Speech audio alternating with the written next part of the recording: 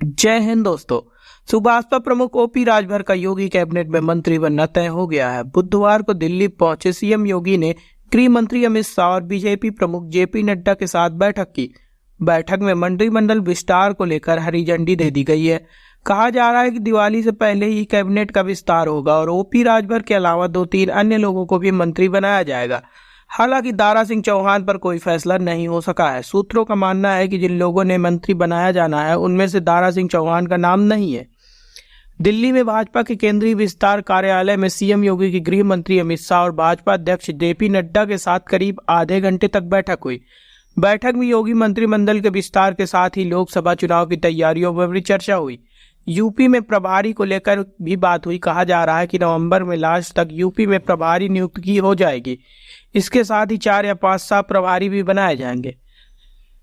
समाचार के अनुसार बैठक में मुख्य रूप से योगी मंत्रिमंडल के विस्तार पर चर्चा हुई। बैठक में मंत्री बनने वाले 4-5 नामों पर चर्चा हुई। सूत्रों की माने तो सुभाषपा प्रमुख ओपी राजभर का मंत्री बनना तय है। उनके नाम पर मुहर लग गई है। ओपी राजभर के साथ ही सपा छोड़कर भाजपा में पहुंचे दारा सिंह चौहान के नाम पर फिलहाल चर्चा नहीं हुई है। दारा सिंह चौहान योगी की पिछली सरकार में मंत्री थे। विधानसभा चुनाव के दौरान सपा में चले गए थे। घोसी से विधायक भी बने। दारा सिंह चौहान कुछ समय पहले दोबारा भाजपा में लौटे और सपा के साथ ही विधायकी से भी इस्तीफा दिया था। भाजपा ने उन्हें घोसी से उम्मीदवार मैदान में उतारा, लेकिन वो जीत नहीं सके।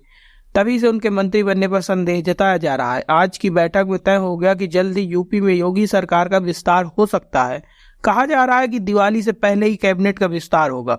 ओपी राजभर ने एक दिन पहले ही अपने मंत्री बनने का खुद ही ऐलान कर दिया था।